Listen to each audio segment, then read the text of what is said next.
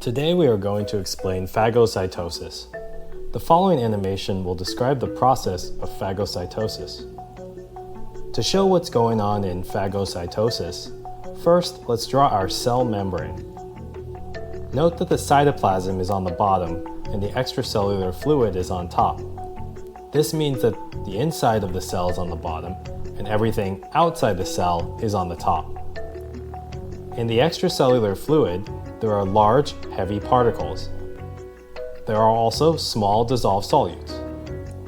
The idea behind phagocytosis is for the cell to ingest large particles in foreign bodies. It does this by forming a budding pouch, called a vesicle, which is made from the cell's own membrane.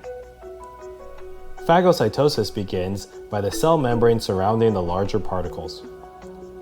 The cell membrane then pinches off. A vesicle is then formed to be transported for breakdown inside the cell, and thus, phagocytosis is complete. Thanks for watching. We hope you found this video helpful. Be sure to like and subscribe for new videos.